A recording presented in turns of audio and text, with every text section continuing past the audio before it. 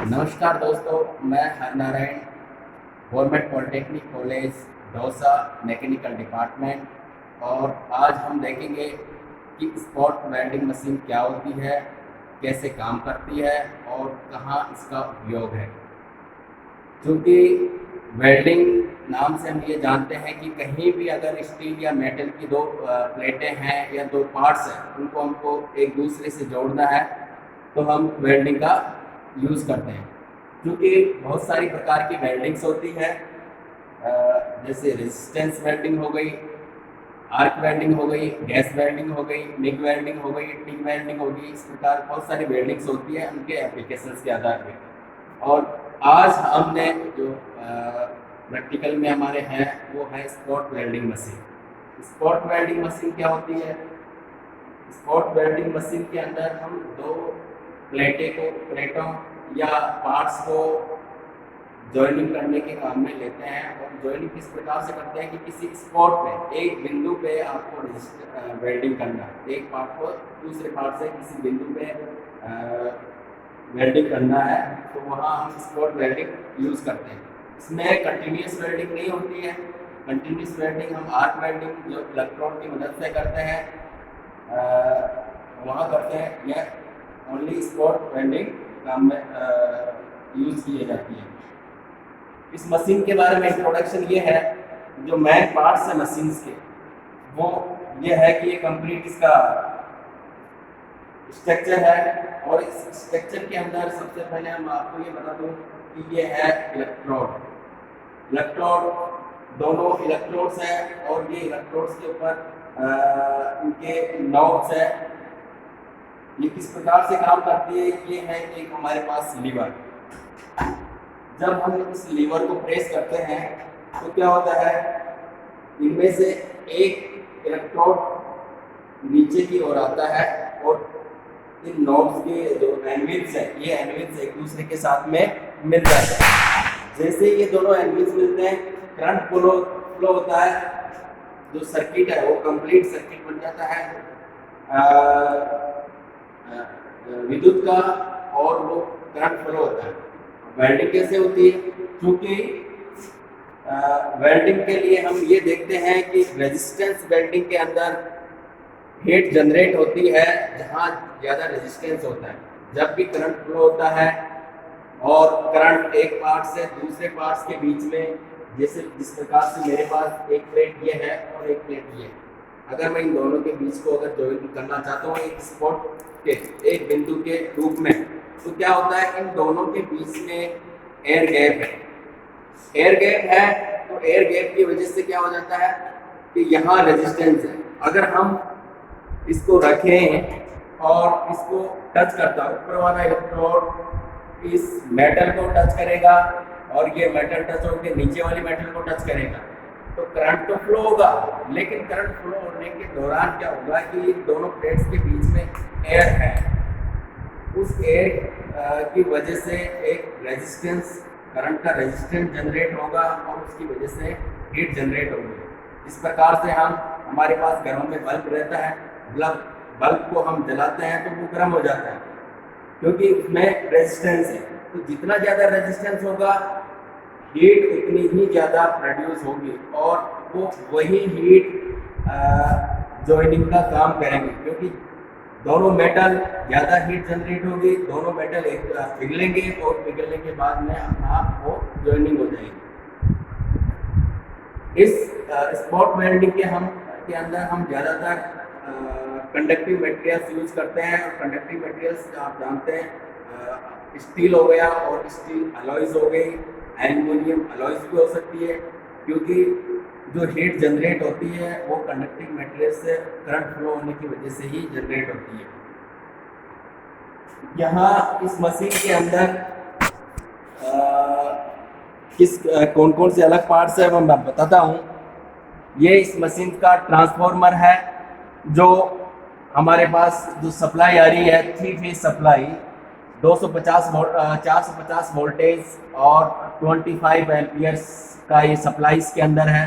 ये transformer 250 volt को decrease करता है लगभग 30 से 40 वोल्टेज ये रिटर्न करता है और करंट प्रोड्यूस करता है ज़्यादा। 25 मेगा एम्पियर की जगह ये लगभग 80 से 90 एम्पियर करंट जो है प्रोड्यूस करता है। इस लीवर की मैकेनिज्म मैं आपको बताता हूँ कि ये जो लीवर है, जब हम इस लीवर को प्रेस करते हैं तो ये कॉन्टैक्ट बनते हैं। यहाँ कॉन्टैक्ट बनने का मतलब ये है कि ये कॉन्टैक्ट है और जब हम इसको प्रेस करेंगे तो ये इसके जाके ये कॉन्टैक्ट मिल जाएगा। कॉन्टैक्ट मिल जाएगा, हमारे पास सर्किट कंप्लीट हो जाएगा।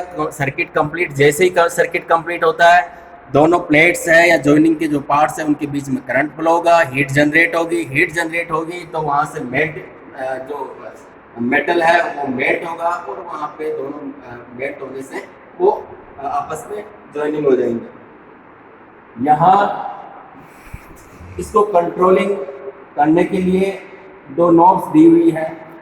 पहली नॉब जैसे आप देख रहे हैं कि ऑफ और ऑन यहाँ पे लिखा हुआ है, ऑफ और ऑन। ये सिंपली ऑफ ऑन स्विच है क्योंकि आपने सप्लाई मशीन के अंदर दे दी है, तो यहाँ भी अगर आप ऑपरेट कर रहे हो तो ऑन ऑफ स्विच होना चाहिए। अगर कोई हजार्ड्स होता है तो इतना होती है तो मेन स्विच पे मैं जाकर सिंपली यहाँ पे मशीन को ऑफ कर देंगे, या फिर हमारे पास काम नहीं आ रहा है, मशीन काम नहीं आ रही है, तो हम इसको जस्ट यहाँ से ऑन और ऑफ कर देंगे।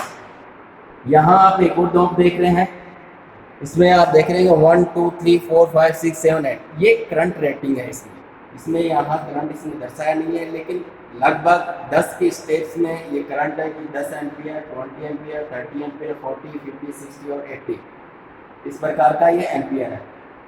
ये नॉब काम आती है जब हम दो प्लेट्स को यहाँ जॉइनिंग करेंगे और प्रेशर अप्लाई करेंगे, तो जब उनकी मोटाई है, सिंपल बात है कि अगर दो प्लेट्स है जिनको आप जॉइन करना चाहते हो, जिनकी मोटाई ज़्यादा है, तो उनको जोड़ने के लिए हीट भी ज़्यादा प्रोड्यूस करनी पड़ेगी। और हीट ज़्यादा प्रोड्यूस करनी पड़ेगी, इसके लिए हमको क्या करना पड़ेगा, करंट फ्लो कराना पड़ेगा।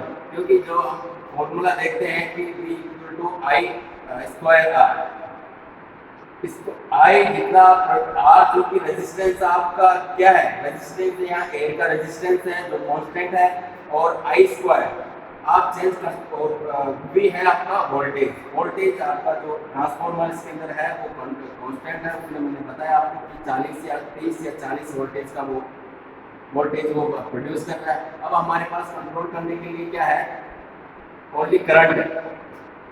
और जैसे जैसे हम I को बढ़ाते जाएंगे, I²R जो कि क्या है, हीट, ये हीट उतनी ही मात्रा में बढ़ती हुई चली जाएगी। तो thickness of two plates or two parts is increased, we need more heat to generate to join the plates। तो जब हीट ज़्यादा चाहिएगी हम इसको अधिक करंट पे लाएंगे। प्लेट्स अगर थिकनेस कम है, हमको क्योंकि जॉइनिंग के लिए कम करंट चाहिए, हम इसको कम रेटिंग पे लाएंगे। एक प्रैक्टिकली मैं आपको बताता हूँ कि दो प्लेट्स किस प्रकार से जॉइन की जाती है।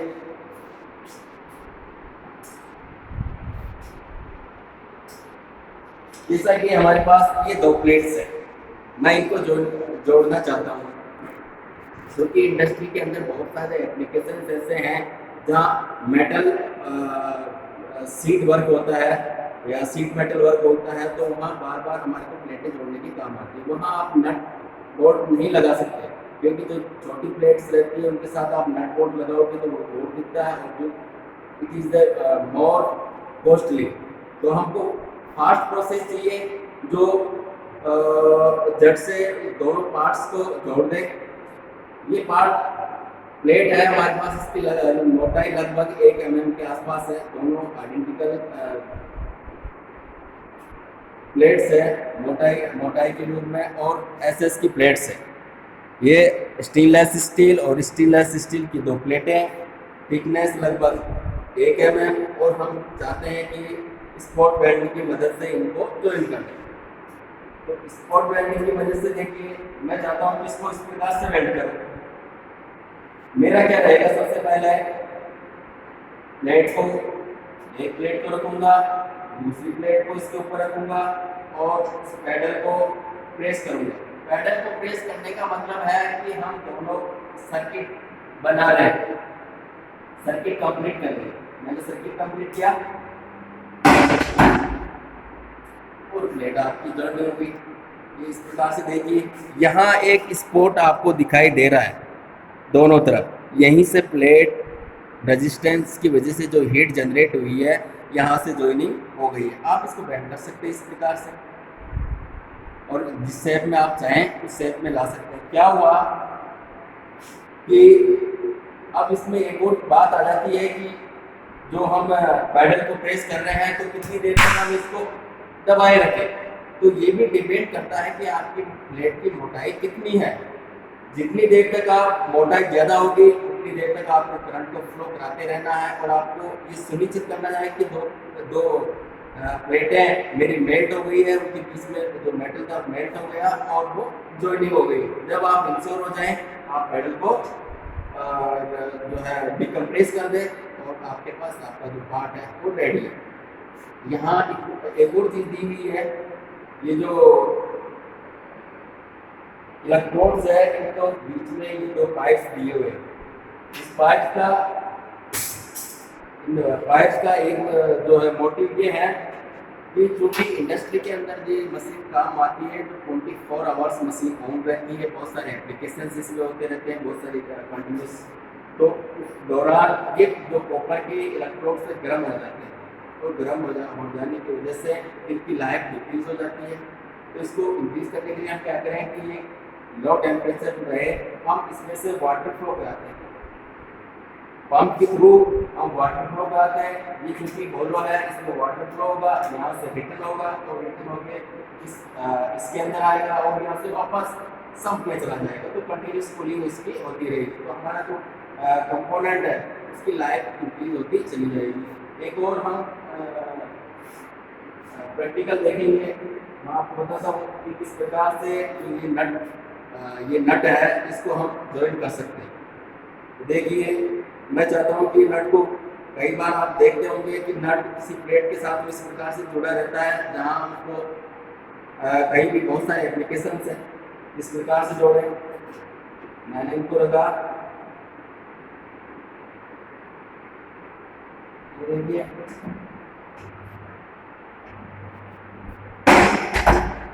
ये कंप्लीट हो गया। देखा आपने देखा होगा जैसे ही यहाँ हम इसको इसको कंप्रेस करते हैं मेटल का आपका करंट फ्लो होता है, ये रेड हॉट हो जाता है।